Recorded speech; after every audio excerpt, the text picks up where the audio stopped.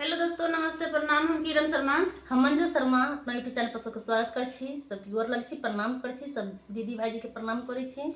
हम दोनों देवरानी जेठानी जा रहल छी। बहुत प्यारा, बहुत दिलदार, बहुत मजेदार, बहुत दर्दनायक बेटी विदाई गीत गावे जा रहल छी। अहाँ सब जरूर सुनब, कमेंट करके जरूर बताएब गीत केहन लागल, नहीं लागल। लास्ट तक अहाँ सुनऽ के सब जरूर गीत करब। के लास्ट तक सुनऽ के कोशिश जरूर करब। जब तक लास्ट तक गीत के नहीं सुनबी तब तक अहाँ सब गीत के नहीं समझ पेबे। ताहि अहाँ सब लास्ट तक सुनब और कमेंट करके जरूर बताएब गीत केहन लागल, नहीं लागल। बहुत दर्दनायक गीत छै, बहुते कनेक्ट गीत सुन लेकर तो कनेबे कर सकै के। बरहे बरिसा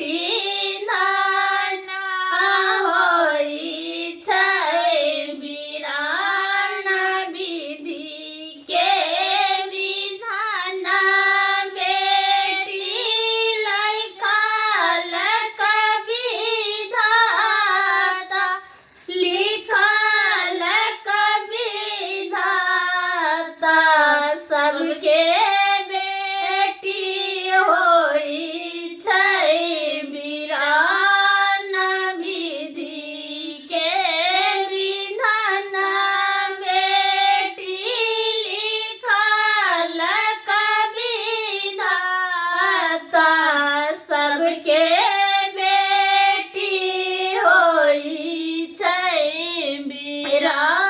बिरानयते दिन रखली भैया पानी दुआरिया या पानी दुआरिया या जोगिया होइली बिरानयते दिन रखली भैया पानी दुआरिया या पानी दुआरिया या जो दिना करै छी बिरान टोटली चटैया भैया घर मेरा खली छियौ घर मेरा खली छी हमारा भेजै छी ससुरार टूटली मरैया टूटली चटैया भैया घर मेरा खली छियौ घर मेरा खली छी हमारा भेजै छी ससुरार टूटली चटैया बहिनी घर के दौलतिया बहिनी धान होई छै बिरान टूटली चटैया बहिनी घर के दौलतिया गई घर के दौलतिया बहिनी धान होई छै बिरान विधि के विधान बहिनी लिखल कविधाता लिखल कविधाता सबके बहिनी डोली चढ़ी जाए विधि के विधान बहिनी लिखल कविधाता सबके बहिनी होई छै बिरान टूटली चटैया भैया घर मेरा खै छी हमारा भेजै छी ससुरार टूटली चटैया भैया घर मेरा खै छी हमारा भेजै छी ससुरार कोना कबुलबै भैया माए या बाबू माए या बाबू के